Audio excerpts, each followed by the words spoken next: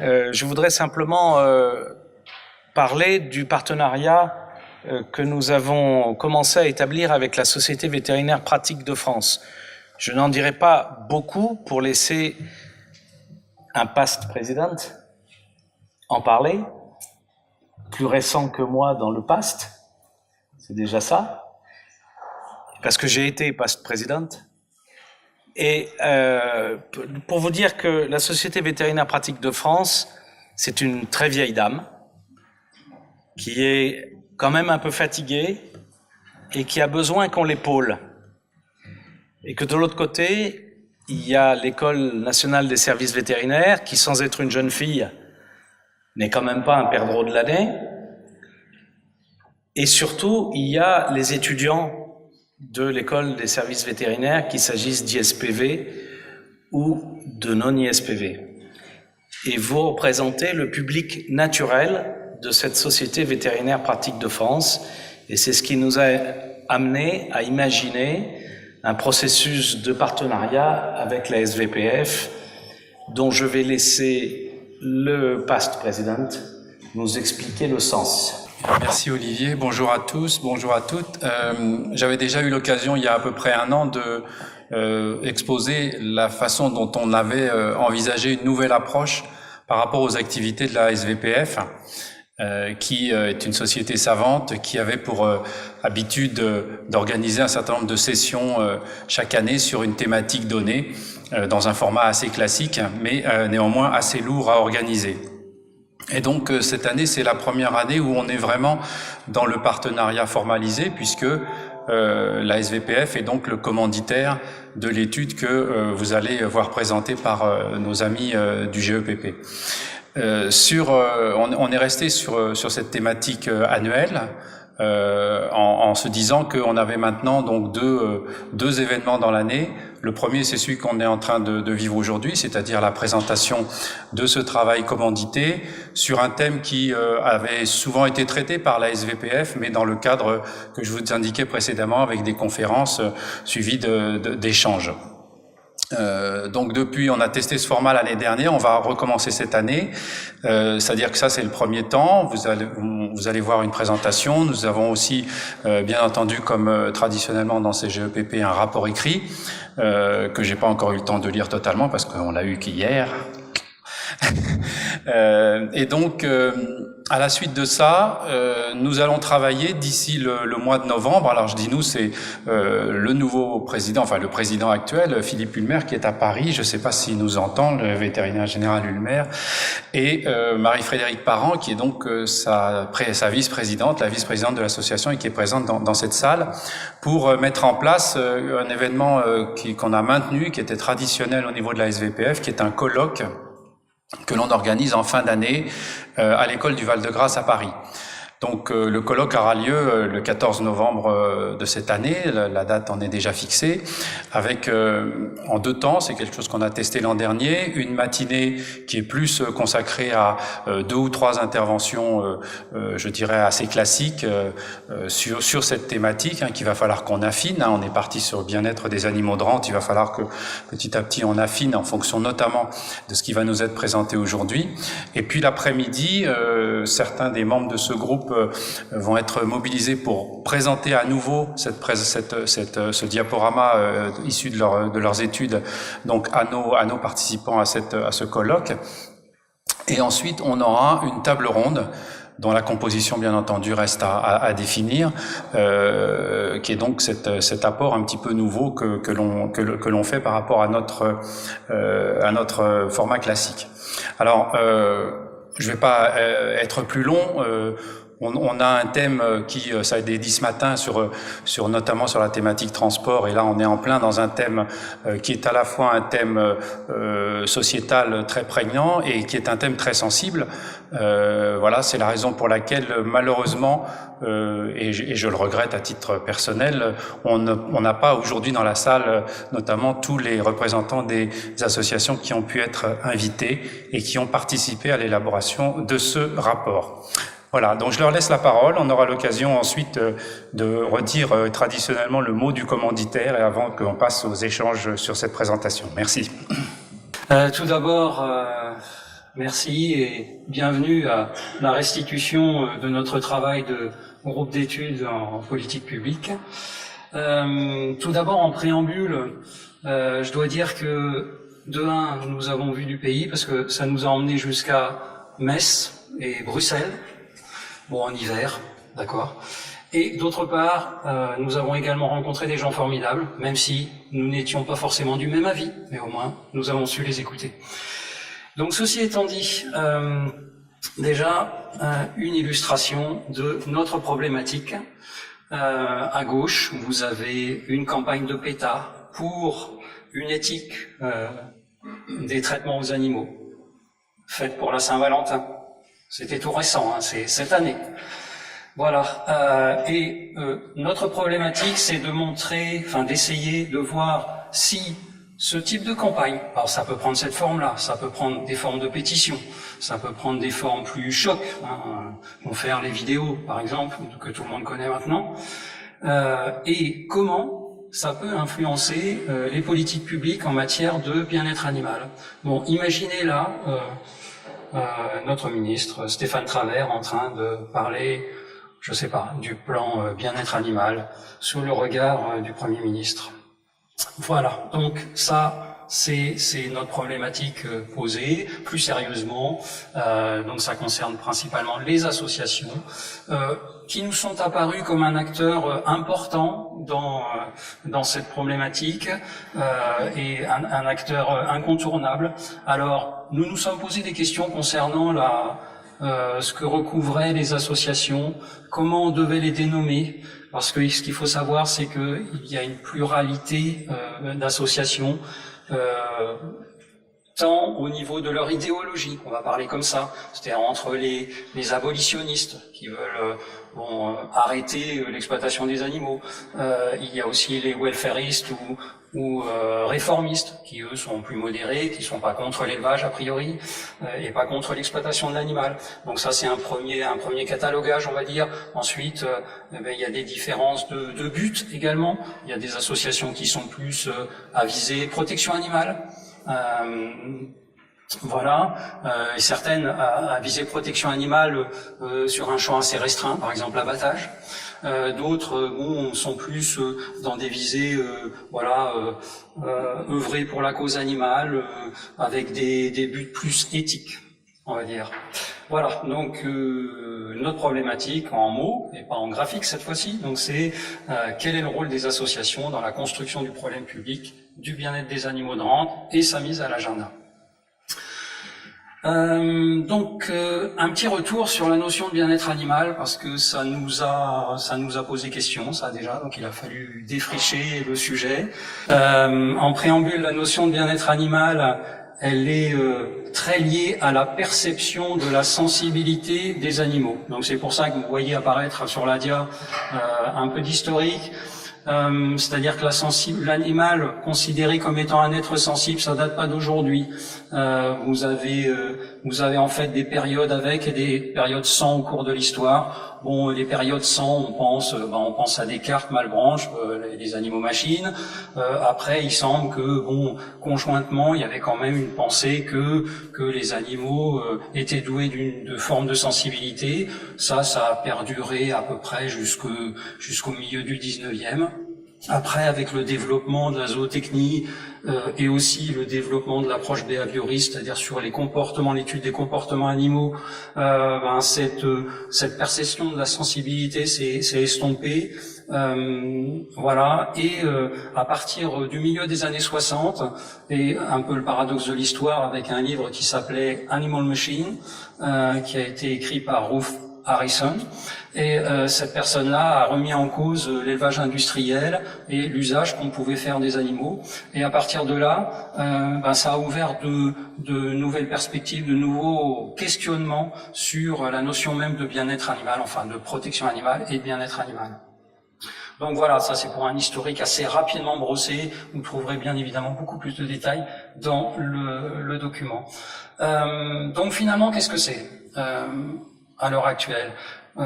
Tout d'abord, pour nous, vu ce que nous avons lu, c'est restreint aux animaux d'élevage.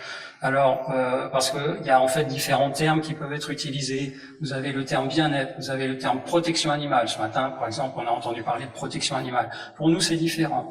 Il y a aussi le terme bien-traitance. Alors, la bien-traitance, c'est en fait le fait de se focaliser sur les moyens. C'est l'exemple type, c'est voilà, bon, pour bien s'occuper d'une poule pondeuse, on la met dans une cage avec tant de centimètres carrés, tant d'espace, on s'assure de lui donner à manger, à boire, et ça va bien. Donc là, on se focalise plus sur le moyen.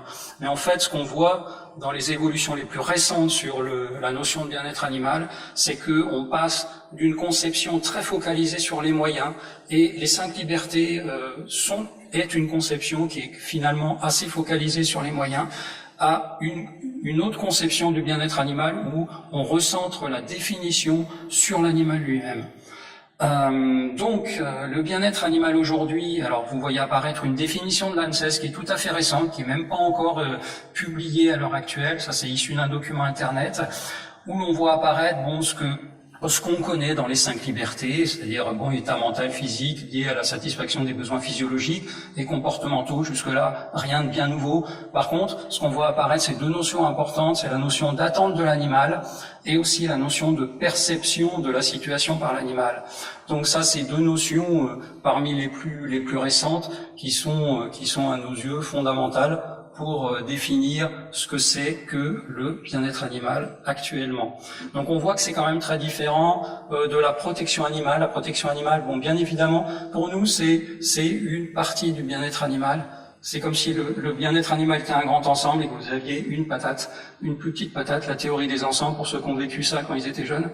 J'en étais. Voilà, donc vous avez un sous-ensemble qui est la protection animale. Mais il faut rester humble par rapport à tout ça.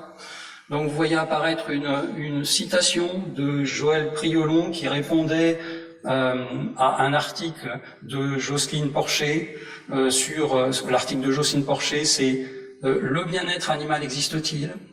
Et lui il répondait ceci, mais au fait, qu'est-ce que être bien traité pour un veau? Nous ne le savons pas, et d'une certaine manière, nous ne le saurons jamais.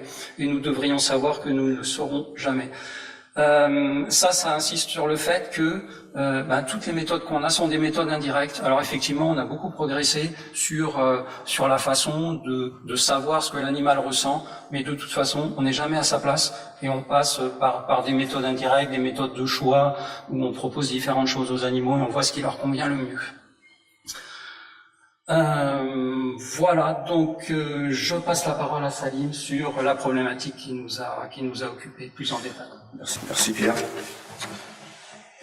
Effectivement, en reprenant la problématique déjà annoncée par Pierre au début de cette exposition, nombreuses questions qui nous reviennent à l'esprit pour dire est-ce que les associations sont des prescripteurs des politiques publiques? Comment leur travail impacte l'action publique?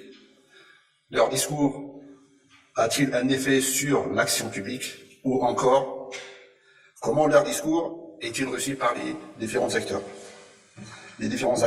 Pardon. Pour développer ces questionnements, nous avons utilisé une méthode à double formule. La première formule est basée sur l'analyse documentaire. Sur le BA, à travers de plusieurs types de sources,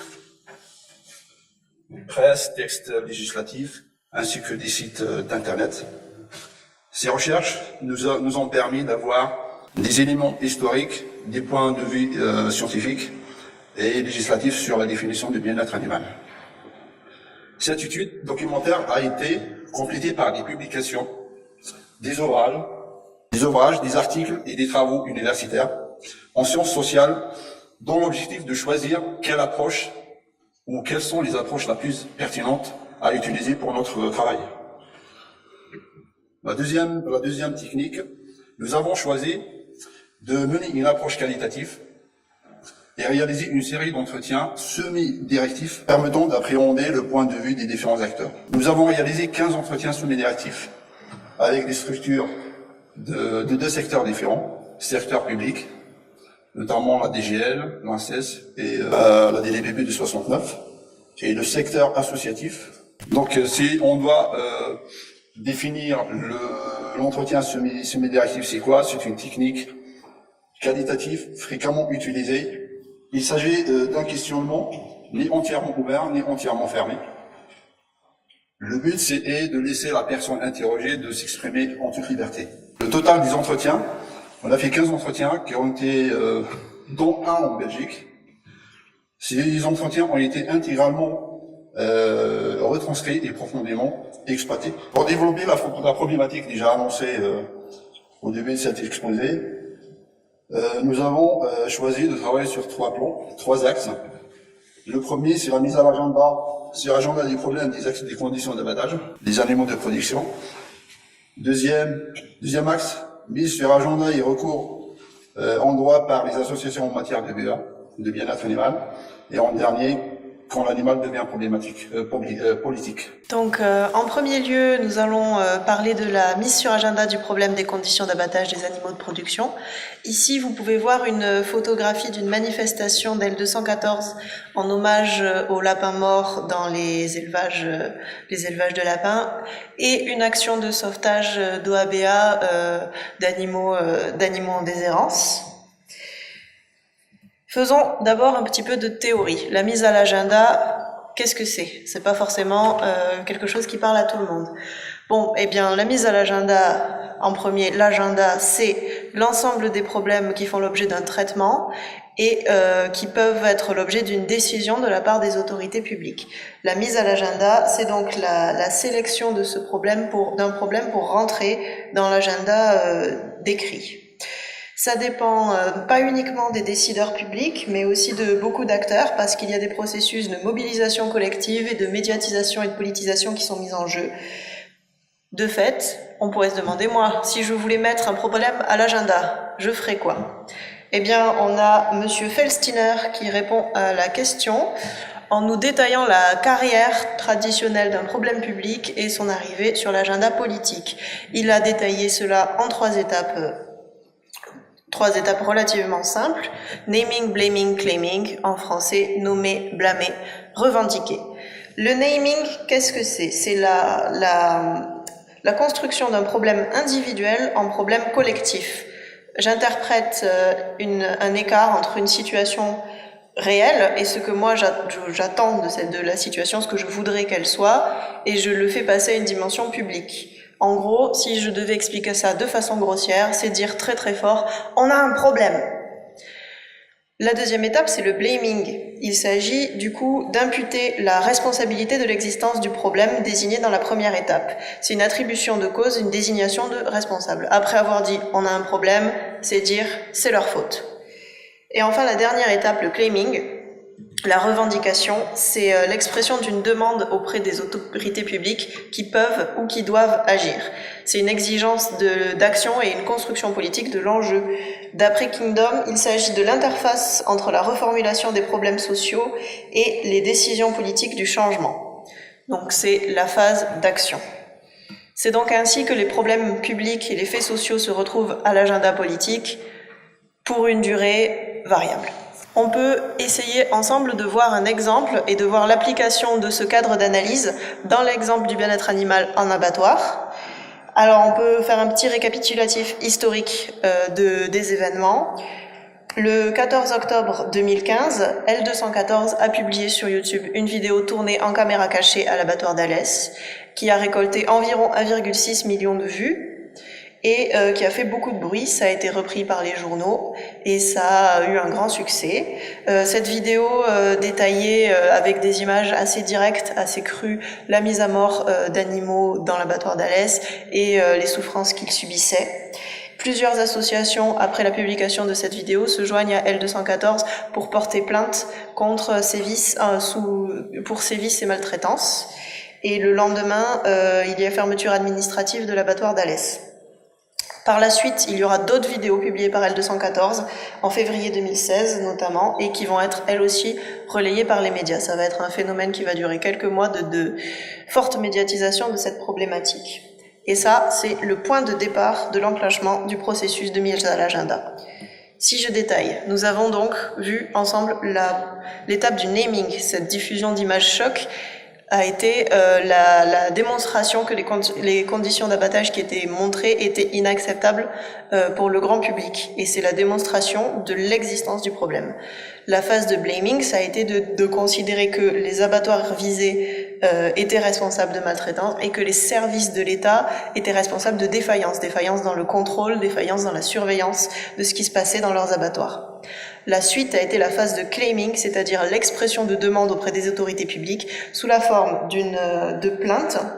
Donc c'est une judiciarisation du problème sous la forme de réclamation de commission d'enquête et de façon générale un questionnement plus global sur les conditions d'abattage en France. L'État a réagi suite à la deuxième vidéo de février 2016. Donc le 24 février 2016, il y a eu un communiqué du ministre de l'Agriculture de l'époque, Stéphane Le Foll, qui a condamné fermement les pratiques vues dans la vidéo, a rappelé au passage que pour lui le bien-être animal était une priorité et a annoncé l'ouverture de la commission d'enquête par la Brigade nationale d'enquête vétérinaire. En février 2016, en parallèle, L214 lance une pétition qui va récolter 145 000 signatures et revendique avoir obtenu la création d'une commission d'enquête parlementaire. Effectivement, le 22 mars, il y a ouverture de cette commission d'enquête sous la direction du député Olivier Falorni, qui déclare avoir pour objectif de faire la lumière sur les boîtes noires que représentent les abattoirs. Suite à cette commission, il va y avoir publication après un long travail de recherche, de compilation et d'enquête auprès des professionnels, des associations et de tous les publics concernés, d'un rapport assez conséquent, rapport Falorni, qui fait encore référence aujourd'hui. Pour plus de détails, je vous renvoie à notre rapport. Et suite à ce rapport, il y a eu proposition de loi, donc la loi Falorni, qui a été acceptée en première lecture à l'Assemblée nationale avec beaucoup d'amendements et par la suite, malheureusement, des élections successives et le changement de la composition de l'Assemblée nationale a empêché la continuité du parcours de cette loi qui a été en quelque sorte avortée et considérée aujourd'hui comme caduque. Si je résume donc le processus de mise à l'agenda pour notre exemple, naming, L214 publie des vidéos chocs. Blaming, la responsabilité est imputée aussi à l'État. Claiming, il y a demande sociale forte d'une amélioration des conditions d'abattage. En résultat, il y a eu une création d'une commission d'enquête, le rapport Falorni, la loi Falorni, même si elle n'a pas abouti, et également la mise en place d'une stratégie nationale de bien-être animal et d'un plan d'action de bien-être animal, qui ont été tous les deux lancés en avril 2016. Normalement, ils étaient déjà dans les tuyaux, mais on peut raisonnablement supposer qu'ils ont été encouragés à publier rapidement leur plan et leur stratégie bien-être animal en réponse au scandale L214. Donc, ce plan d'action a pour objectif de renforcer à plusieurs volets, renforcer les contrôles, la vigilance et l'inspection de la part de l'État dans les abattoirs, améliorer la formation en abattoir et moderniser les structures et enfin faire évoluer de façon plus globale les pratiques pour qu'elles s'accordent mieux aux demandes de la société. Alors, la protection animale d'élevage a fait l'objet de nombreuses réglementations, tant au niveau national qu'au niveau européen. Même si de manière univoque, on ne peut pas attribuer l'évolution du droit par des actions des associations, sur le terrain, on a pu découvrir deux exemples qui nous font penser que les associations étaient effectivement au moins l'initiateur d'un changement réglementaire. Donc un exemple au niveau national et un exemple au niveau européen qu'on va développer aujourd'hui ensemble. Avant ces exemples, peut-être quelques repères sociologiques. D'abord, recours au droit permet de légitimer les revendications. Alors, ça veut dire qu'effectivement, ce qui pourrait simplement perçu comme un traitement scandaleux des animaux peut devenir une atteinte à des normes juridiques. C'est ce qu'il dit Trani, et il le désigne en tant que juridisation des griefs. Droit, ainsi, permet d'avoir un accès privilégié au législateur. Parler du même langage, d'un langage de droit, c'est aussi parler à l'administration ou aux politiciens. Ça veut dire aussi de devenir un interlocuteur incontournable pour l'administration. Un autre acteur, Enrico Liani, nous précise ou considère que les mouvements sociaux peuvent recourir à 4 formes d'usage protestataire du droit.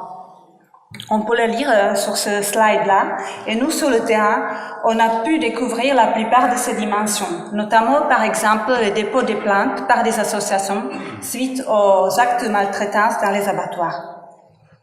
Maintenant, passons à nos deux exemples. Donc d'abord, un exemple au niveau national, c'est le changement de statut d'animal dans le Code civil en 2015, que tout le monde, je pense, a entendu parler de ça.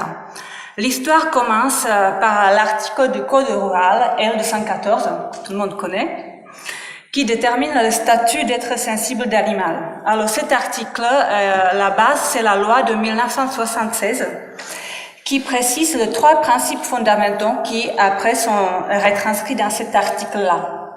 La deuxième étape, c'est l'année 1999, donc c'est le premier changement de Code civil. Alors, ce qui va se passer, les animaux ne vont plus être considérés comme des choses, mais ils restent toujours placés dans la catégorie des biens meubles. Alors, la même année, qu'est-ce qui se passe? C'est l'association qui s'appelle LFDA, la Fondation Droit Animal Éthique Science, qui a été créée en 1977. Alors, on voit déjà le nom droit dans le nom de l'association. Et cette association a la particularité qu'elle dispose d'un conseil d'administration et aussi un comité d'honneur qui est composé des personnalités, des juristes, des scientifiques, des intellectuels, donc les personnes qui savent manier le langage de l'administration. Et dans les brochures, on peut lire notamment qu'ils ont participé notamment à la rédaction, à la proposition de cette loi de 1999. Donc la première étape dans le changement de code civil. L'étape suivante, c'est l'année 2003. En 2003, ils considèrent que le statut d'animal juridique ne correspond pas n'est pas cohérent. Et donc, du coup, ils vont plaider cela auprès du Premier ministre.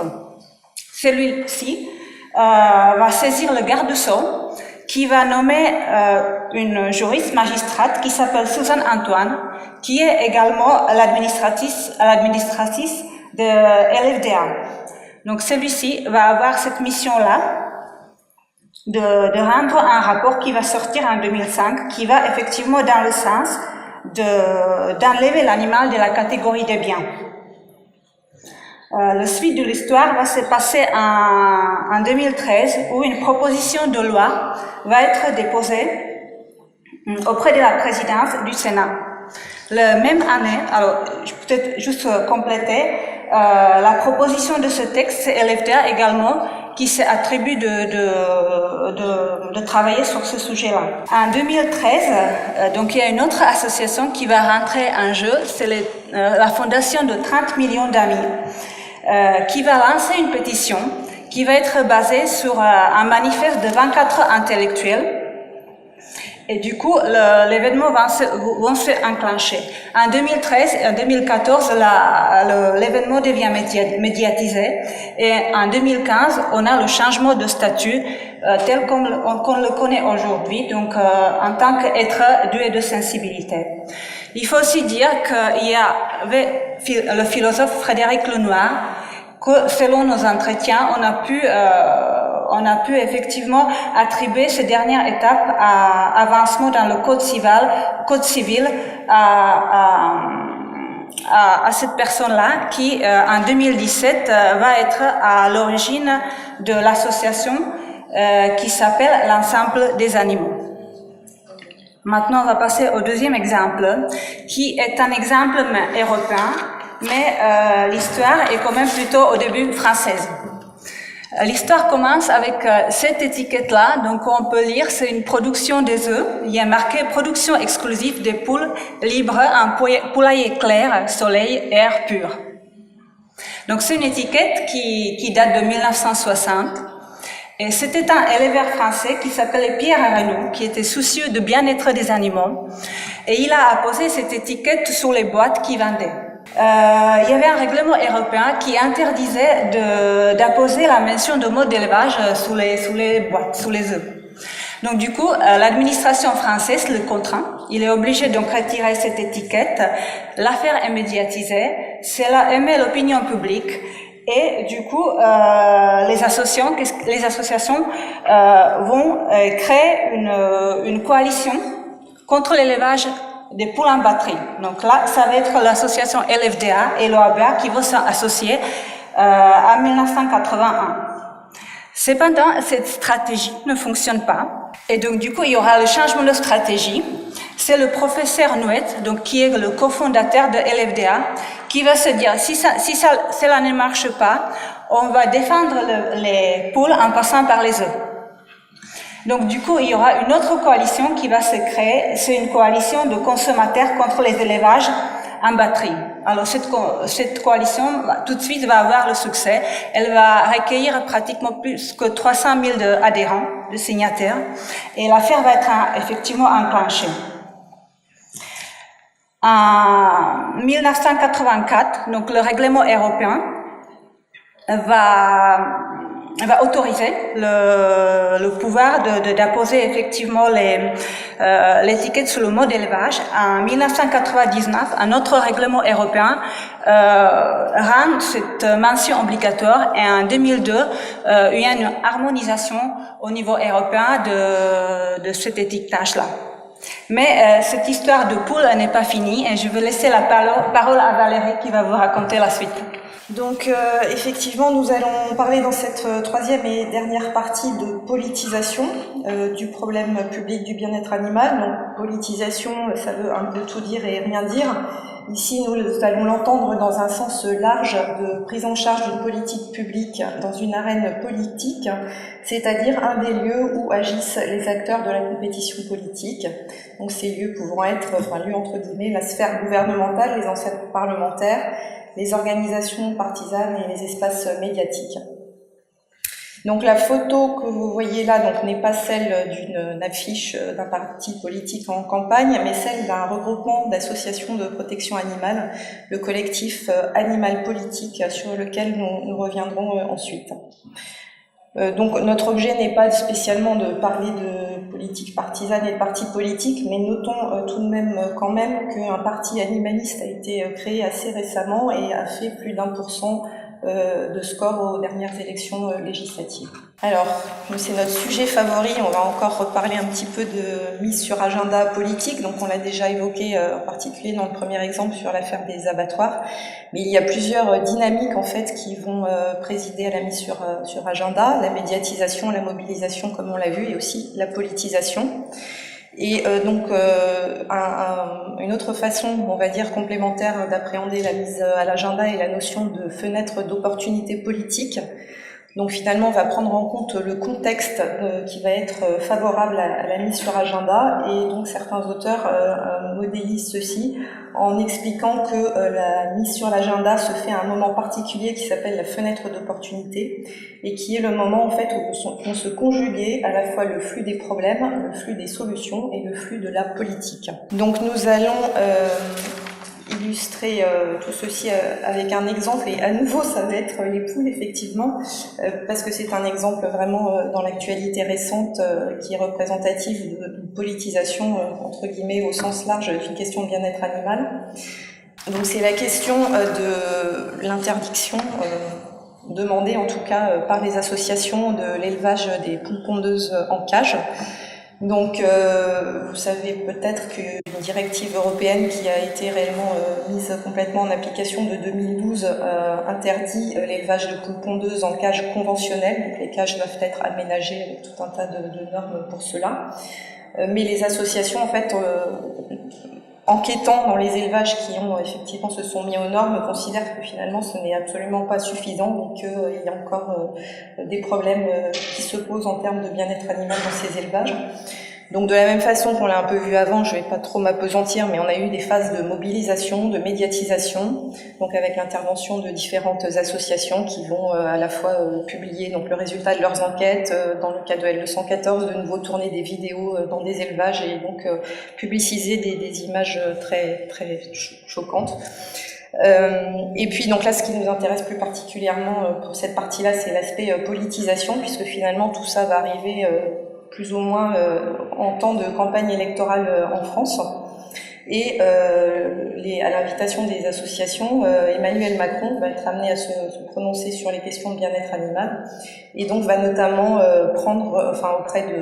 interviewé par WWF le 9 février 2017 précisément, on peut trouver l'interview sur internet, se prononcer donc s'engager même pour l'interdiction à horizon de quelques années des poules pondeuses en cage. Alors oui et non, parce qu'en fait il va s'avérer que ça va porter sur les œufs coquilles et non pas sur les élevages de poules qui sont destinés à faire des œufs pour les produits transformés à base d'œufs.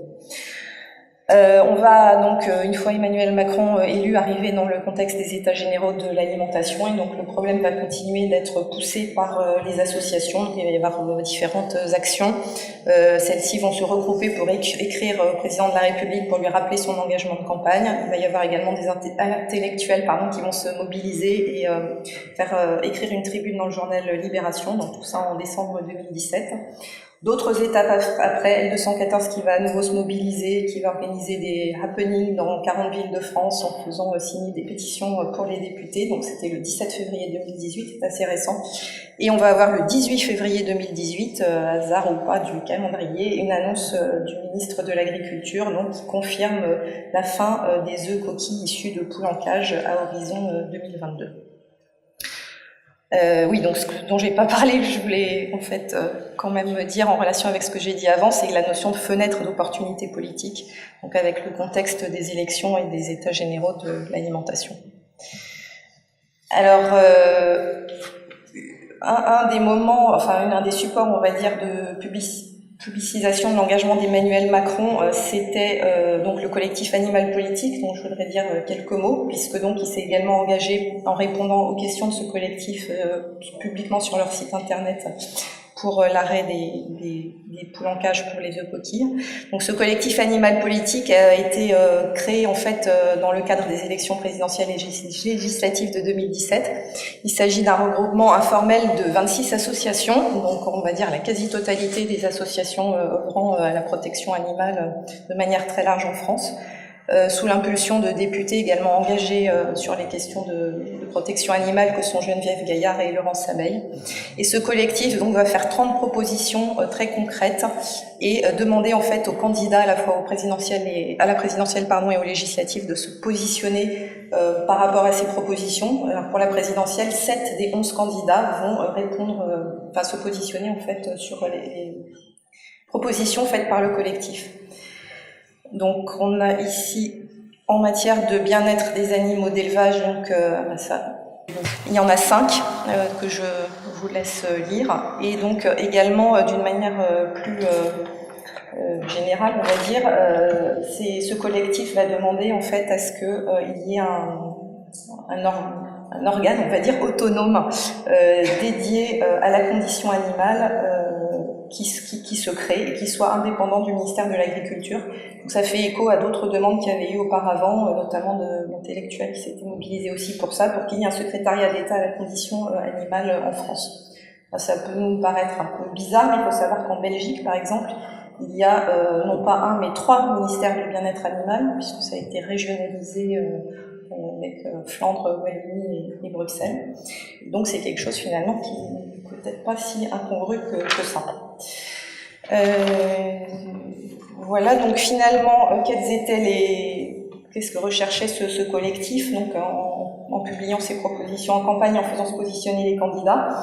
C'est pas nécessairement d'influencer le vote, mais c'est plus de publiciser finalement les enjeux de bien-être animal en vue de leur mise à l'agenda, de faire passer leurs propositions sur des sujets qui y sont déjà, et puis aussi d'avoir une forme de droit de suite, c'est-à-dire d'aller rappeler après à ceux qui seront élus ce sur quoi ils s'étaient engagés. Ça a été le cas pour l'affaire des poules en cage.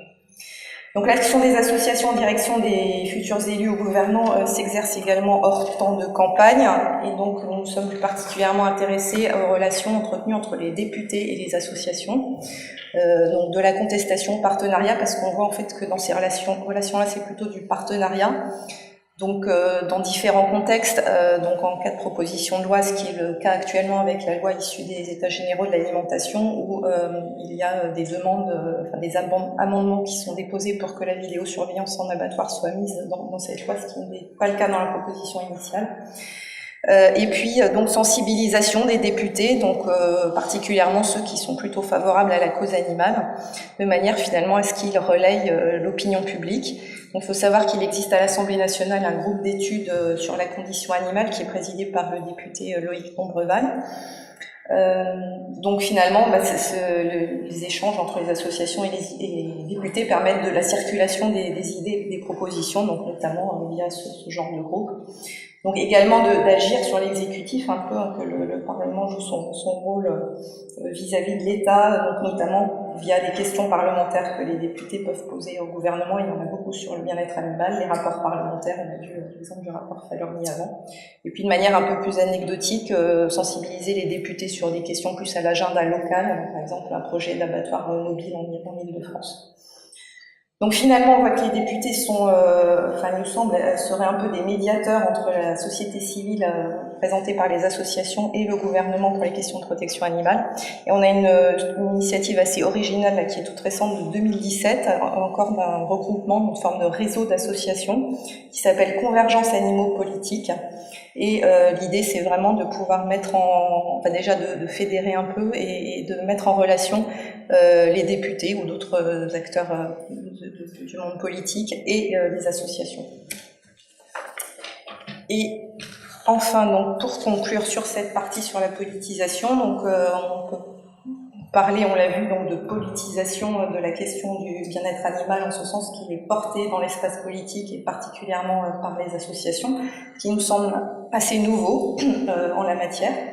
Mais finalement politisé, oui, mais pas seulement, il y a aussi une forme de dépolitisation, de technicisation, c'est-à-dire le déplacement d'enjeux de politique publique, donc en l'occurrence sur la question du bien-être animal au sens large, vers des forums plus techniques, avec des recherches de consensus, des politiques publiques multiniveaux, des acteurs privés qui vont finalement se parler entre eux et faire naître des initiatives purement privées. Ça se passe beaucoup en ce moment avec plusieurs acteurs de la grande distribution qui finalement, en dialoguant avec les associations, prennent un certain nombre d'engagements en matière de bien-être animal, d'étiquetage de leurs produits, de forme de label, etc.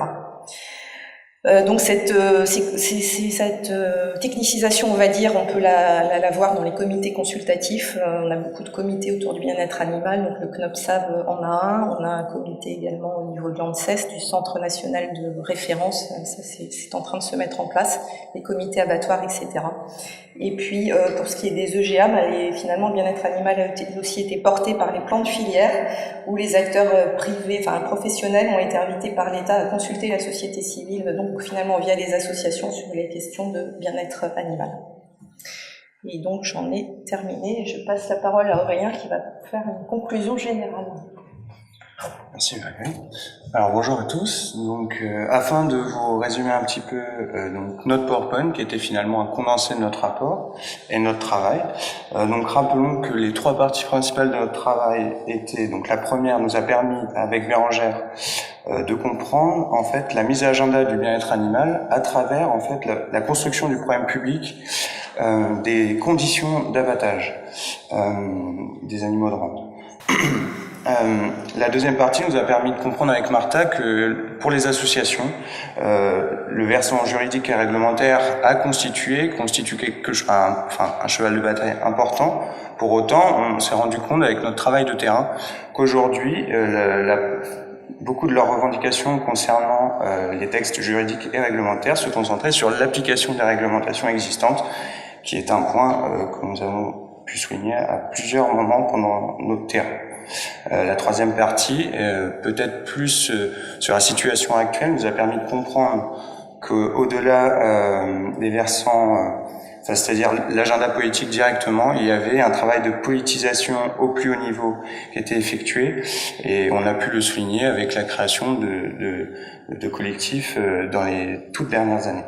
Donc ces trois parties nous ont permis de comprendre donc l'impact, le rôle des associations dans la mise à agenda du bien-être animal de façon globale.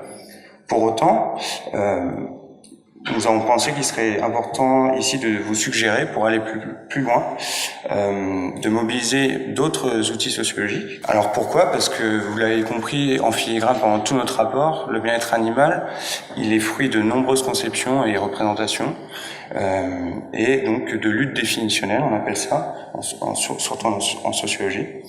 Et pour rendre compte un peu plus de cet affrontement d'idées qui est finalement central, on aurait pu, on pourrait, on devrait, pour aller plus loin, dans d'autres travaux, mobiliser, donc c'est-à-dire ce qu'on appelle l'approche cognitive en sociologie, ou l'approche par les cadres cognitifs, donc qui se concentre à montrer comment certains groupes d'acteurs essayent d'infléchir sur d'autres croyances pour former des cadres cognitifs communs. On a pu en montrer, on s'est rendu compte qu'il y avait un certain nombre de croyances communes au-delà du dualisme de la distinction entre les associations abolitionnistes et réformistes.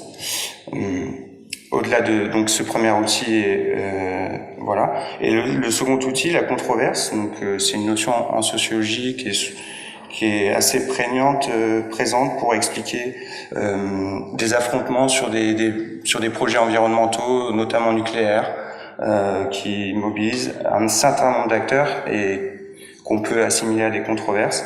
Dans le cadre du bien-être animal, donc de plus, cette vision de la controverse, contrairement à l'acception négative qu'on peut avoir de la controverse en général, la controverse est plutôt en sociologie un processus dynamique, et on peut le percevoir finalement, la question du bien-être animal et ses affrontements, donc comme quelque chose d'évolutif.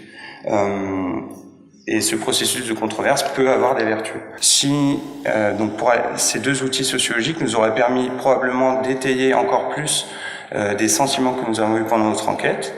Donc le fait qu'il y a de nombreuses ramifications sociétales et thématiques concernant le bien-être animal. Donc tout d'abord, en ce qui concerne les ramifications sociétales, nous nous sommes rendus compte qu'au-delà de l'agenda politique, donc le passage de textes nouveaux et donc la défense des revendications par les associations, celles-ci cherchaient de plus en plus à se tourner vers la société. Deux types d'acteurs principaux vers lesquels elles se tournent de plus en plus, ce sont les groupes industriels alimentaires ainsi que les consommateurs, qu'elles tentent de responsabiliser de plus en plus, que ce soit par leur discours, que ce soit par les informations qu'elles diffusent sur leur site, notamment par rapport à l'alimentation responsable. Comme autre thématique durable qui est liée, et qui inclut le bien-être animal, donc assez globalement donc l'écologie, la transition écologique, mais de manière très proche, le fait de revenir à des modes de consommation, notamment en circuit court, de nombreux parallèles sont possibles. On va pas pouvoir tous les développer. Et enfin, un troisième apport d'un dépassement de notre travail, ça serait d'aller, nous aurait permis de confirmer l'inflexion contextuelle en cours, qui est illustrée à la fois, nous l'avons vu, avec un poids de plus en plus important des débats sur le bien-être animal au niveau des états généraux de l'alimentation. On peut penser également à la feuille de route gouvernementale sur le bien-être animal. Ce que j'ai décidé d'appuyer ici en ouverture, c'est la question des abattoirs mobiles, des camions d'abattoirs mobiles, où c'est quelque chose qui est ressorti nos entretiens et donc qui est d'inspiration suédoise. On sait très bien que c'est encore très coûteux, donc c'est pas généralisable tout de suite maintenant. Pour autant, ça commence à apporter des solutions et ça montre le lien entre travail des éleveurs et conditions des animaux. Donc je tiens de la part de tout mon groupe à vous remercier de votre attention. Nous voulons remercier particulièrement Sébastien Gardon, le commanditaire du travail, et également l'ensemble des personnes qui nous ont laissé les entretenir, recueillir leurs paroles. Et enfin, vous remercier tous pour votre attention en ce vendredi après-midi.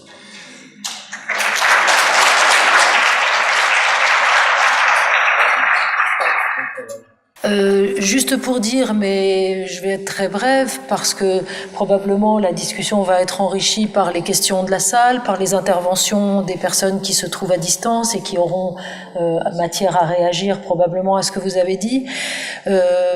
Moi, j'ai trouvé, alors je suis comme mon past président François Reymann, je n'avais pas eu le temps malheureusement de lire intégralement le rapport, mais après vous avoir entendus, j'ai trouvé, première réaction, à chaud, j'ai trouvé intéressant l'historique que vous avez fait le fait de poser des définitions de façon un peu claire et l'historique que vous avez fait de l'évolution de la conception du bien-être animal. J'avais à chaud, encore une fois, une remarque sur peut-être l'utilisation du vocabulaire, qui est du vocabulaire qui est pour un certain nombre de mots un peu choc, comme abolitionniste, du vocabulaire utilisé par les associations de protection animale elles-mêmes, et on aurait pu s'interroger peut-être sur la validité qu'elle pouvait avoir et l'intérêt qu'il y avait de se les approprier quand on est des futurs gestionnaires des politiques publiques. Bon, ça pourrait être une question intéressante, peut-être. Et un autre point, encore une fois, une réaction à chaud.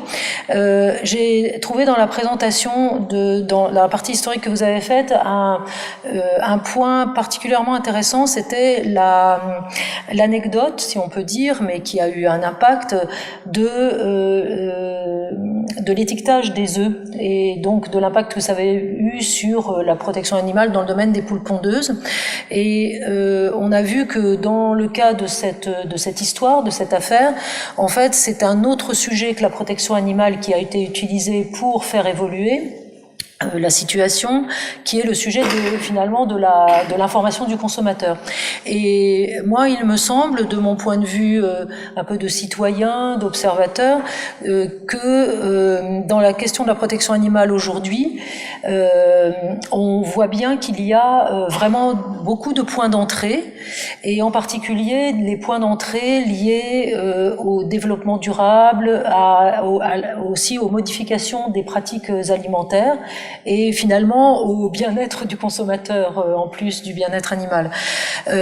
Et j'ai vu que dans votre slide de conclusion, vous aviez un peu abordé la question, mais je me disais que peut-être cet aspect-là aurait pu être plus exploré, plus développé, et peut-être c'est quelque chose qu'on aurait pu attendre et sur lequel on aurait aimé avoir un peu plus d'informations, c'est-à-dire de voir quelle était l'interaction, puisque le sujet c'était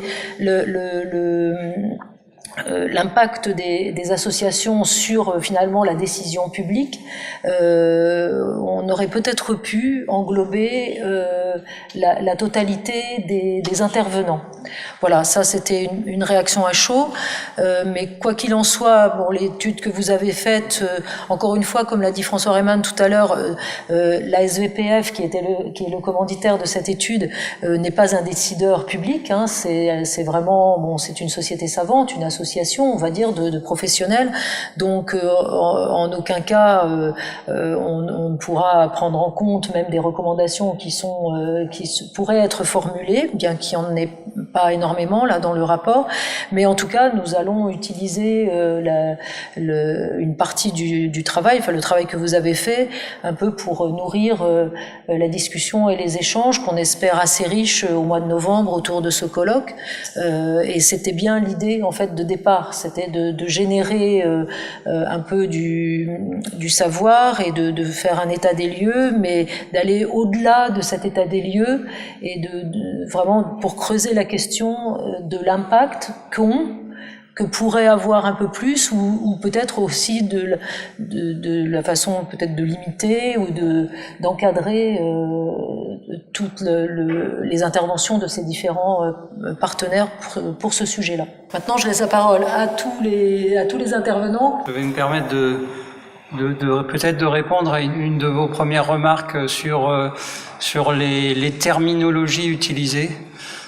C'est vrai que, en fait, nous avons repris à notre compte un travail précédent qui a été fait par Marine Spaak, qui a travaillé sur les associations et les mobilisations associatives, mais qui, elle, était plus orientée sur le lien avec le végétarianisme et le véganisme.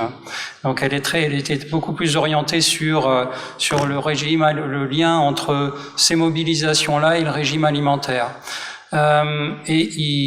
Juste pour information, tous les acteurs que nous avons rencontrés utilisent ces termes-là. Donc quand on rentre dans ce monde-là, on parle d'associations abolitionnistes ou réformistes ou welfaristes.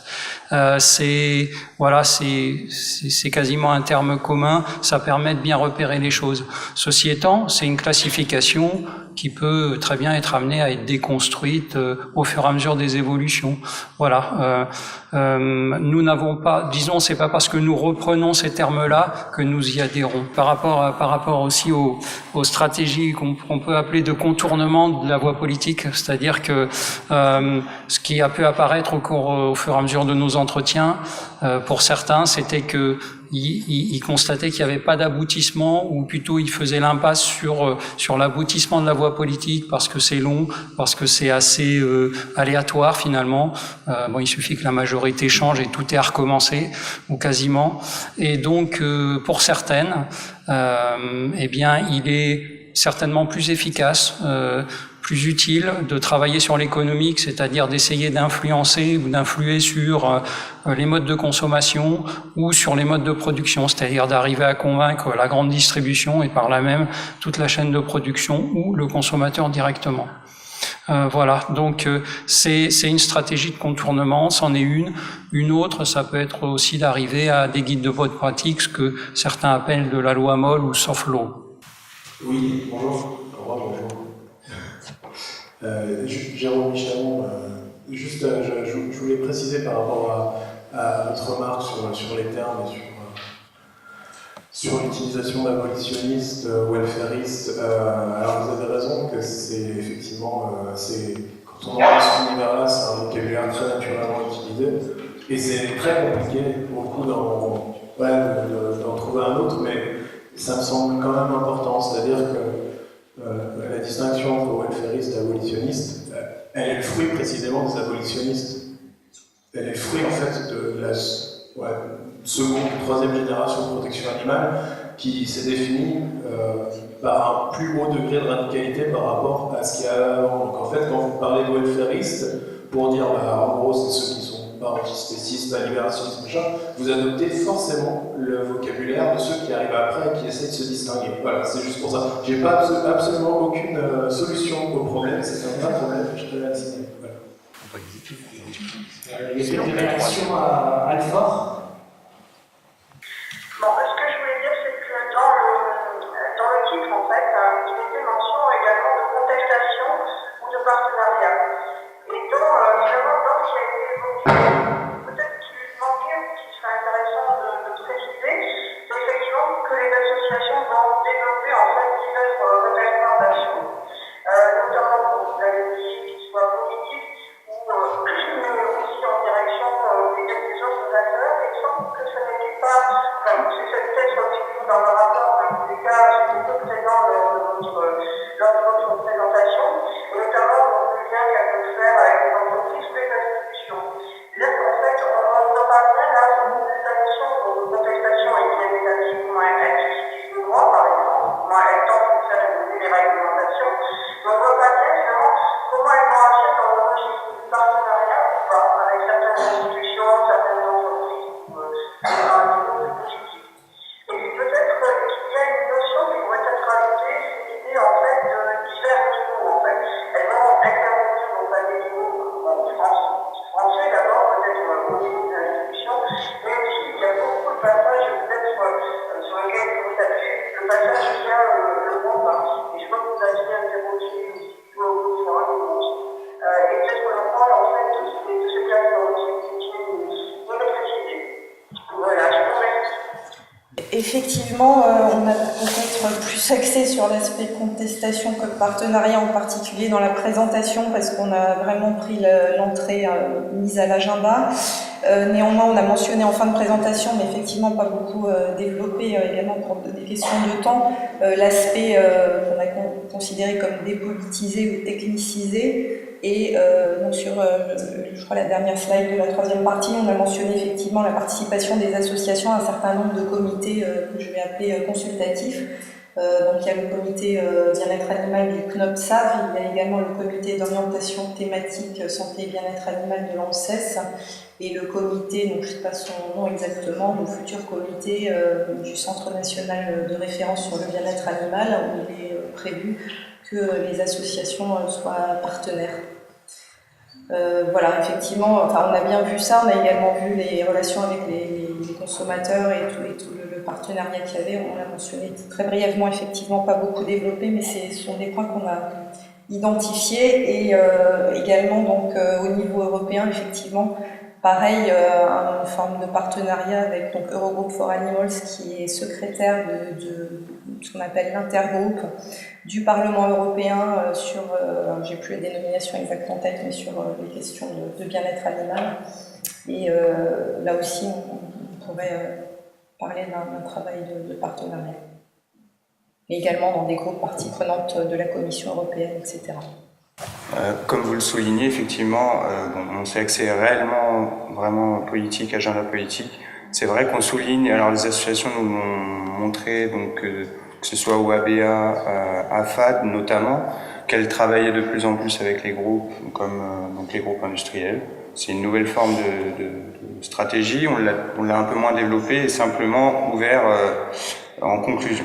Donc vous avez raison sur ce point-là. Alors, tout d'abord, merci aux étudiants pour leur présentation. Oui, et donc j'ai deux questions. La première, c'est quel a été le rôle de toutes ces associations pendant les discussions des états généraux de l'alimentation. Et puis j'ai une deuxième question, j'en profite, puisque j'ai lu leurs recommandations, et là ils parlent d'augmenter la visibilité des contrôles de l'État en matière de bien-être animal. Alors je voudrais savoir qu'est-ce qu'ils envisagent comme possibilité, et j'en ai peut-être une à proposer, c'est que vous avez bien vu cette année dans la transparence des contrôles officiels, l'obligation maintenant d'afficher les résultats des contrôles en ce qui concerne la restauration collective et commerciale. Est-ce que le résultat des contrôles dans les ateliers de transformation de l'abattage pourrait être aussi affiché aux consommateurs? Merci. Donc les états généraux de l'alimentation, effectivement, ont été évoqués. Donc les associations ont participé pour certaines d'entre elles à certains ateliers lorsqu'il était question de bien-être animal. Ils nous ont expliqué, j'ai en mémoire des entretiens, où on disait que par manque de ressources, elles n'avaient pas pu nécessairement s'impliquer comme elles l'auraient souhaité. Il y a eu aussi, je crois, une restriction de la part des organisateurs sur le nombre de personnes, parce que les ateliers étaient déjà avec beaucoup de monde autour de la table, et donc il n'était pas possible d'inviter toutes les associations. Donc je sais qu'il y a eu des restrictions aussi à ce niveau-là. Le sentiment général des associations par rapport aux états généraux de l'alimentation sur la question du bien-être est une déception dont tout le monde nous a fait part. Les mesures ne sont pas considérées comme à la hauteur des attentes des associations, et donc il y a effectivement, alors c'est dans notre rapport, dans la feuille de route politique de l'alimentation 2018-2022 qui est issue des états généraux de l'alimentation, un certain nombre de recommandations en matière de bien-être animal.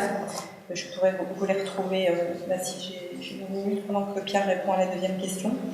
Mais donc le sentiment est celui d'une grande déception, et donc il y a également, comme vous le savez, le projet de loi, proposition de loi issue des EGA, donc qui reprend un ou deux points sur la question des abattoirs avec une plus forte pénalisation, un délit de maltraitance en abattoir, etc. Mais qui ne reprend pas pour le moment la proposition très soutenue par les associations du contrôle vidéo en abattoir. Et c'est un point sur lequel elles sont en train d'agir avec les députés, donc ceux qui seraient à même de relayer des amendements pour réintroduire cette disposition dans la loi, le projet de loi. Par rapport à la question sur la visibilité de l'action de l'État en abattoir, en premier lieu, oui, par rapport à ce que vous avez évoqué, nous avions également songé à peut-être une possibilité de transparence ou d'affichage des résultats des inspections, mais également, peut-être dans un premier temps, je pense que l'Assemblée ici présente sera d'accord avec ma prochaine affirmation.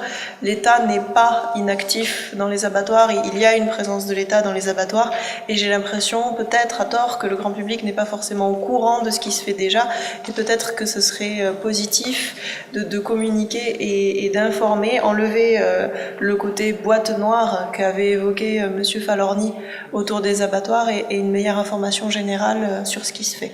Voilà. Alors, nous avons une question. Oui, alors Chantal Berton, pour ceux qui n'étaient pas là ce matin, direction de la protection des populations des Pyrénées-Orientales. Donc, encore une fois, merci pour cette présentation très intéressante. Je prends la parole plus, encore une fois, pour apporter un témoignage que de faire des remarques. Par rapport à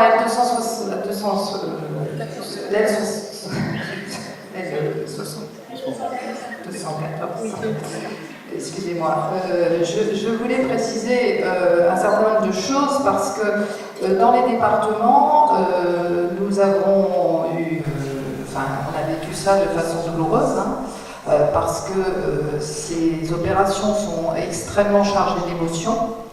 Et ce qui caractérise ces affaires-là, c'est que tout au long du travail qui est fait, même jusqu'à la mise à l'agenda, comme vous dites, c'est toujours chargé d'émotions.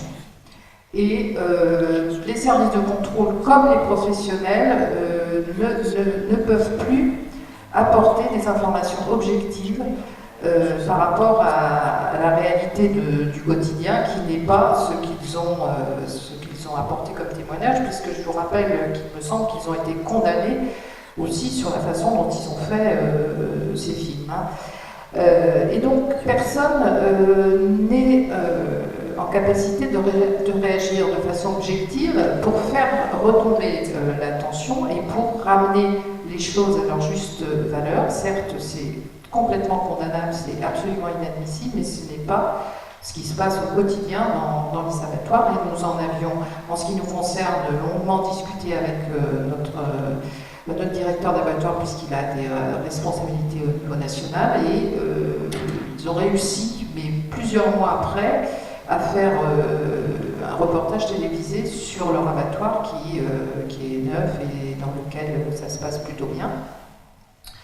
Et donc c'est un petit peu compliqué. Alors je vous rappelle quand même qu'à la suite de cela, le ministre a décidé de faire paraître tous les rapports de contrôle qui avaient été demandés à la suite de cette affaire. Donc on a fait tous les contrôles de tous les abattoirs quasiment de façon exhaustive sur la partie bien-être animal, et sans que nous sachions que derrière il serait divulgué, diffusé, ces rapports ont été diffusés. Donc voilà, on a un petit peu tremblé de façon rétrospective en se disant « oulala, qu'est-ce qu'on avait mis, comment ça va se passer ?» Bon, ça s'est bien passé, mais il faut quand même savoir que voilà, la pression a été telle, comme vous dites, nommer, blâmer. Le résultat, ça a été effectivement cette décision qui ne nous avait pas été signalée au préalable. La deuxième chose, c'est qu'effectivement, vous l'avez dit, mais nous avons mis en place les comités locaux abattoirs. Avec un petit peu de difficulté, on a un petit peu traîné les pieds, mais le ministre, quand en séminaire au mois de septembre, a rappelé cette obligation de mettre en place les comités locaux abattoirs. On les a mis en place. Et le but, c'est effectivement, à mon sens, de communiquer sur le sujet abattoir, qui est quand même quelque chose de très délicat pour le consommateur moyen. Moi, j'ai fait l'expérience en matière de CHSCT, de hygiène et sécurité, d'emmener une délégation à l'abattoir, une délégation de l'ensemble de mes agents. Dans les agents, bien sûr, il y a des gens qui n'avaient jamais mis les pieds dans un abattoir. Et bon, c'est tout juste, ils n'étaient pas scandalisés par ce qu'ils voyaient. Donc il y a une éducation avant de donner de l'information, il y a de l'éducation à faire autour du sujet, et on ne peut pas amener n'importe qui, n'importe comment dans un abattoir sans qu'il y ait quand même beaucoup d'explications et de faire très attention, quoi. Donc voilà, ça c'est les petites remarques que je voulais formuler. Les associations, je pense, ont apprécié, mais elles nous ont fait part du fait que maintenant ça ne se faisait plus, que vous avez été retiré et que les petits smileys là, qui sont mis à la place, finalement, ne leur permettent pas d'avoir les informations qu'elles souhaiteraient avoir sur ces inspections. Alors aujourd'hui, on a la transparence des contrôles dans les abattoirs, mais sur la partie hygiène, pas sur la partie bien-être animal. Oui, voilà. Et voilà, donc le smiley. Et le smiley, il faut faire attention parce que si par exemple vous contrôlez un camion d'une entreprise et qu'il n'est pas bon, vous allez avoir un smiley négatif, alors que l'entreprise peut très bien être très bien notée, avoir été auparavant très bien notée sur la partie de l'entreprise elle-même. Donc c'est un petit peu compliqué à ce niveau-là. Il faudrait certainement des améliorations sur la transparence. Et l'autre chose qui nous a semblé, c'est qu'en fait les associations pointaient beaucoup, enfin il y en a beaucoup qui nous ont dit on est très fort en sanitaire en France, mais en bien-être animal on est en retard. Quand on va visiter, donc certaines ont visité de manière tout à fait autorisée les abattoirs, nous disent on ne voit jamais d'agents des services vétérinaires au poste d'abattage.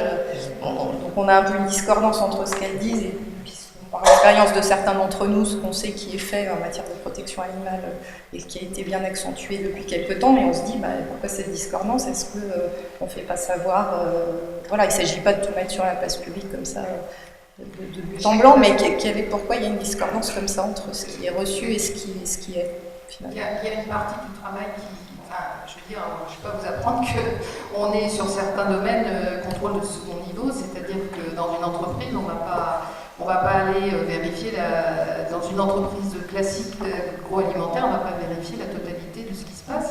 Et il y a des responsables qualité. Donc dans un abattoir, vous avez forcément un responsable bien-être animal qui est formé et qui est censé, et nous on vérifie au quotidien, puisqu'on a des contacts dans les abattoirs avec l'ensemble du personnel, on vérifie que les responsables protection animaux sont de qualité suffisante pour que les choses se passent bien, et ça ne nous empêche pas de faire de toute façon des contrôles réguliers sur l'ensemble de la chaîne, y compris en antémortem, pour aller vérifier comment ça se passe sur l'ensemble de la chaîne.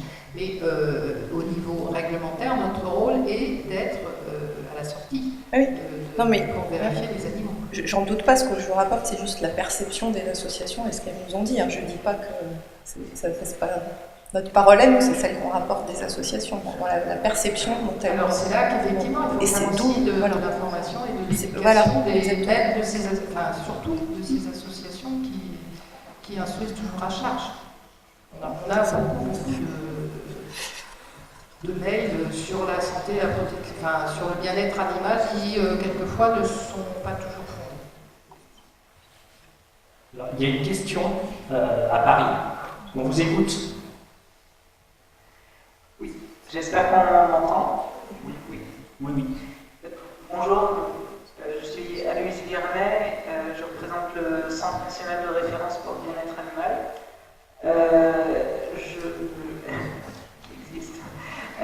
Je souhaitais tout d'abord vous remercier pour votre présentation. J'aurais une question de précision, je ne sais pas s'il s'agit d'une question, d'une suggestion d'ouverture peut-être. Vous nous avez présenté diverses modalités d'interaction des associations avec le monde des politiques publiques en France. Il y a eu dans votre présentation une toute petite allusion, un parallèle avec la situation en Belgique qui est différente. Vous nous avez mentionné que vous avez pu rencontrer la fédération Eurogroup for Animals au niveau européen. Est-ce qu'au cours de ces entretiens à l'étranger, vous avez pu identifier des particularités, sans doute des similitudes, mais aussi des particularités propres à d'autres États membres européens en ce qui concerne justement les interactions des associations avec le monde des politiques publiques à l'étranger et particulièrement dans l'Union européenne. En fait, malheureusement, nous n'avions pas tout le temps que nous aurions souhaité avoir et ça aurait été très compliqué d'étendre notre étude pour étudier la façon dont ça peut se passer dans d'autres pays. Donc très honnêtement, nous ne l'avons pas fait. Effectivement, ce que nous avons fait à Bruxelles, c'était plus par rapport à l'action de cette fédération européenne qui représente un grand nombre d'associations nationales au niveau des institutions européennes. mais nous n'avons pas vraiment abordé la comparaison finalement de l'interaction entre les associations et les politiques publiques entre la France et d'autres pays. Alors, je ne sais pas si... Ouais, je pense que voilà, ça serait un objet de changer. Oui, bonjour. Claude Collardel, des DPP du Gard. On intervenait surtout pour ne pas laisser ma collègue parler seule, j'étais un peu jaloux. Alors juste une précision, en abattoir, le dispositif Anime Confiance et l'affichage, donc la mise en transparence au niveau contrôle officiel concerne la maîtrise sanitaire et inclut la partie au respect des normes en matière de protection animale. Donc ça, à la différence des autres établissements. Donc c'est quand même indiqué de façon globale au milieu du reste. Laurence Denis, des DCSVP de la Lozère. Je voulais simplement préciser un niveau de partenariat qu'on a au quotidien avec les associations de protection animale. C'est dans l'application de la réglementation, lorsqu'il y a un mauvais traitement avéré et péril pour l'animal, puisque c'est à eux que l'on confie les animaux, souvent des troupeaux entiers de bovins, dont ils ont la charge jusqu'à une décision judiciaire. Donc, ils nous aident dans ces cas-là. C'est un partenariat très très utile dans lequel on serait assez impuissant à résoudre des graves problèmes de protection animale. Bonjour. J'avais une petite remarque. Tout à l'heure, on a parlé du fait qu'il y avait une discordance, que les associations vous rapportaient une discordance entre ce qui était potentiellement fait sur le terrain en termes de bien-être animal et la perception qu'on avait, dans le sens où on était très fort en sanitaire, mais pas très fort en bien-être animal. Mais peut-être qu'une des explications serait que, sauf si je me trompe, peut-être que je me trompe, je crois qu'on est souvent sanctionné par l'Union européenne en termes de bien-être animal, notamment dans les abattoirs. Donc peut-être que ça, c'est une première explication au fait qu'on a l'impression qu'on n'est pas très bon par rapport aux autres pays. Je sais pas, peut-être que je me trompe. Oui, en fait, ce qu'elles nous ont dit, peut-être que ça n'a pas été très très bien exprimé, c'est plus le fait que, parlant des services de contrôle, c'est vrai que nous avons tendance à nous focaliser sur le sanitaire.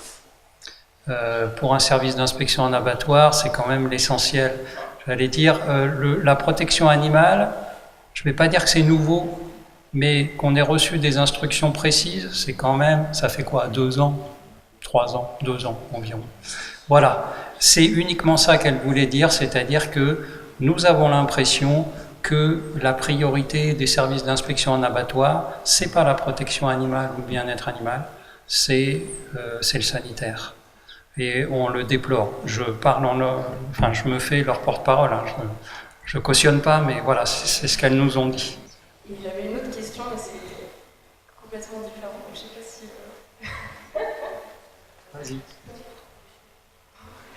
C'est complètement différent. C'est concernant votre deuxième exemple sur les œufs, avec l'éleveur qui a commencé à mettre en place une information aux consommateurs, etc.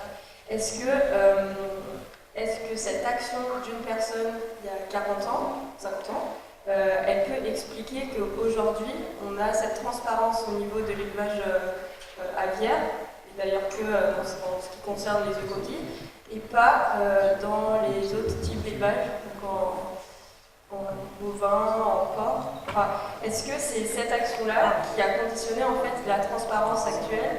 Est-ce qu'on peut faire cette conclusion rapide? Non, je n'irai pas jusque-là quand même. Enfin, après, il aurait fallu voir qu'est-ce qui serait passé si ce monsieur n'avait pas été là, mais je pense que c'est plus quelque chose de révélateur, d'une tendance plus générale, effectivement, au développement de l'information du consommateur, qui est une chose que les associations actuellement portent.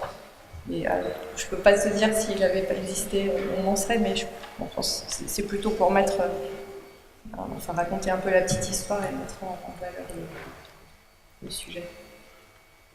Sinon, pour préciser quelque chose par rapport à ta question précédente sur l'utilisation du registre des émotions, alors il y a des lectures intéressantes là-dessus qu'on a été amené à découvrir, notamment les écrits de Christophe Traini qui décrit l'utilisation du registre des émotions par les mobilisations associatives. Alors il a particulièrement étudié tout ce qui est relatif à la cause animale, avec différentes stratégies, par exemple des stratégies de l'attendrissement, exemple SPA, quoi, hein. c'est-à-dire, voilà. Et puis aussi celle du dévoilement. Regardez comme c'est moche là-dedans. La stratégie du dévoilement, c'est clairement ce que les vidéos utilisent. C'est-à-dire, on ouvre la boîte de Pandore, quoi. Voilà. Donc, effectivement, alors, ça peut être utilisé sciemment. Ils peuvent utiliser des registres différents. Enfin, c'est ce que lui décrit. Ça mériterait d'être décortiqué peut-être un peu plus, peut-être dans les travaux ultérieurs, quoi. Voilà. Vous avez évoqué les relations des associations avec les élus, avec les administrations. Il me semble que quand on s'était rencontrés pour le bilan d'État il y a quelques semaines, vous aviez une piste qui consistait à regarder un petit peu comment les associations influaient les unes sur les autres entre les différentes catégories que vous aviez identifiées. Est-ce que vous avez pu pousser sur ce point, donc sur la façon dont quelques associations peuvent préparer le terrain pour d'autres, et comment donc tout ce monde est en synergie ou pas? Parce que voilà, là on est vraiment dans le sujet qui, entre autres, risque de nous intéresser beaucoup au mois de novembre. Il y a des réponses à différents niveaux là. Premier niveau, effectivement les synergies, ou tout au moins, je parlerai plutôt de courroies entre différentes associations. Beaucoup nous ont dit, L214, on n'est pas d'accord avec eux. Mais par contre, ce qu'ils ont fait, ça nous sert. Par exemple, je le cite de mémoire, mais Monsieur Freund, là, qui est de l'OABA, il a dit, voilà, ils défoncent la porte, ils sont arrêtés par les vigiles, puis nous, la porte est ouverte, on entre. Voilà, donc, et plusieurs nous ont dit ça, voilà, on n'est pas de leur monde, enfin, on discute un peu, mais par contre, ce qu'ils font, ça nous sert parce que nous, ça nous permet de pousser nos dossiers. Parce que eux, voilà, c'est une forme d'interaction. Après, ce qu'on a plus mis en évidence, là, plutôt vers la fin de la présentation, c'est des collectifs comme CAP, collectif animal politique, des choses comme ça, où on voit que finalement, il y a ça, il y a aussi les plateformes. Les plateformes sur le bien-être animal au niveau européen notamment, il y a Eurogroup for Animals, donc on voit que finalement, même avec des visions différentes et des idées différentes sur la cause animale, l'utilisation de l'animal, sur certains terrains, ils arrivent à trouver un terrain d'entente. Voilà, il faut savoir que L214 fait partie de Eurogroup et qu'ils ont été obligés de mettre un peu d'eau dans leur vin parce que c'est du lobbying et on ne peut pas se permettre de porter une action ultra au niveau bruxellois. Voilà, c'est juste pour vous illustrer le propos.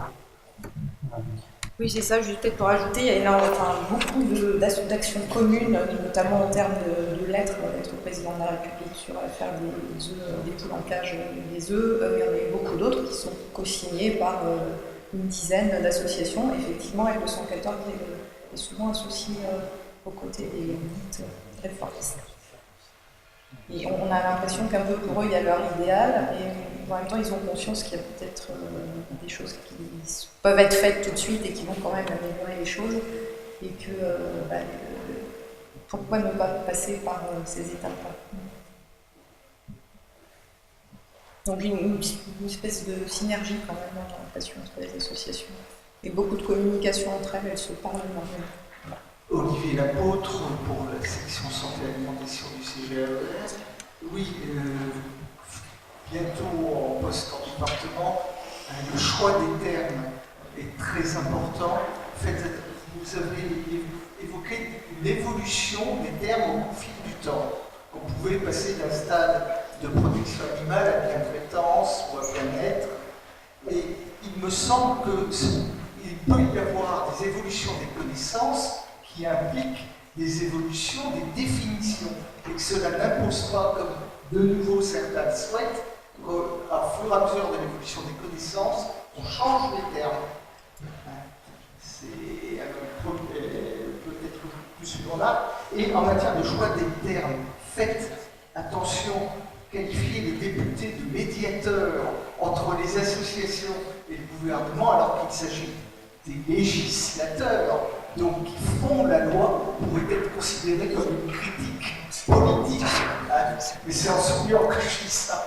Si, c'est contestez pas ça. Ah non, je conteste Et peut-être faire, malheureusement, avant, avec une proposition de loi qui n'est plus, mais qui peut revenir d'actualité, c'est toujours les termes, les adverbes, ça peut être dangereux. Ça, c'est plus par rapport à oui, non. Et sur les abattoirs mobiles, qui est un sujet très intéressant, il y a eu, on arrive à retrouver trace d'un abattoir mobile aménagé en Hongrie, destiné à l'Autriche, mais qui a priori n'a pas du tout pu servir. Il y avait des documentations en Suisse, donc on n'arrive plus à retrouver également le fonctionnement. Est-ce que vous avez retrouvé autre chose que le cas suédois en abattoir mobile? Sachant que le modèle des pays du Nord, et ça peut être parfois aussi de pratiques de chasse qui seraient critiquées dans d'autres pays.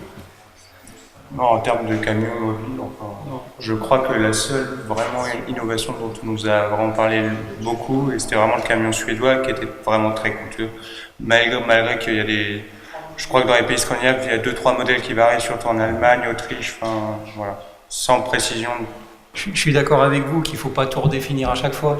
La principale difficulté que nous avons eue, c'est le terme bien-être animal. C'est assez compliqué de définir ce que ça recouvre. Voilà, c'est simplement ça. Mais ça ne remet pas en cause ce que recouvre la protection animale, la bientraitance, etc. Voilà. Olivier Givre, nouveau, mais alors là, juste, je vais peut-être parler de quelque chose sur lequel j'ai moins d'informations que vous, mais sur les abattoirs mobiles. Moi, je m'interroge sur le fait que peut-être il y a eu des expérimentations qui ont été faites à partir de l'abattage actuel en France. Et qui reviennent sous une forme peut-être normalisée. C'est-à-dire ces propositions-là ne me semblent pas si nouvelles que ça.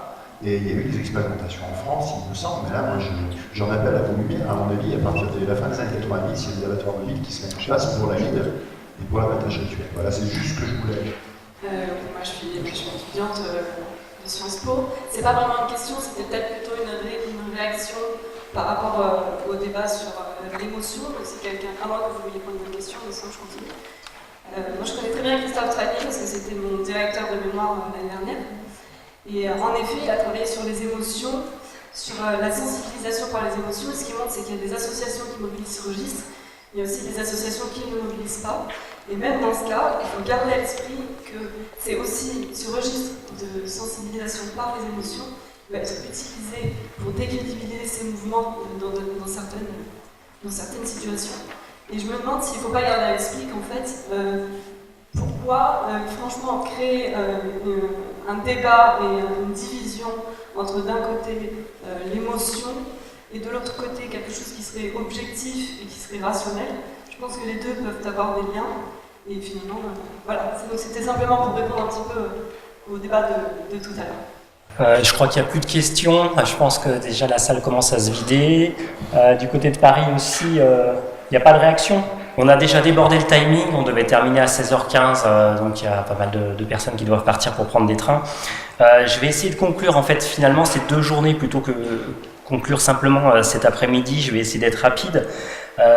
Donc je voulais signaler que c'est pour la promotion en fait d'ISPV et d'étudiants qui suivent le Master Pagers la fin d'un parcours avec ces restitutions des JAP qui se terminent.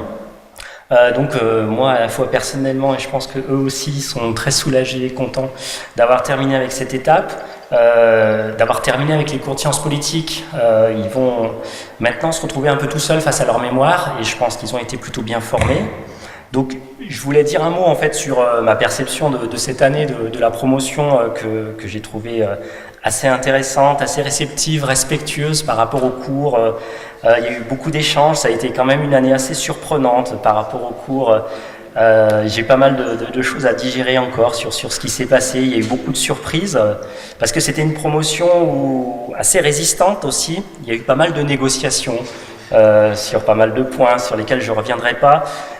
J'étais un peu perplexe au début au niveau des choix des sujets. On était parti dans une direction un peu compliquée parce que ça a été très difficile de faire les groupes. Et finalement, les choses sont rentrées dans l'ordre et je me suis rendu compte qu'à chaque fois, ça fonctionne plutôt bien et que tout le monde s'est mis en ordre de marche. Donc je voulais quand même les féliciter parce que là, je vais plutôt parler en fait des présentations orales. Elles ont été quand même plutôt bien réussies cette année, si on compare aux autres années, que ce soit en termes de timing, de dynamique, de présentation orale.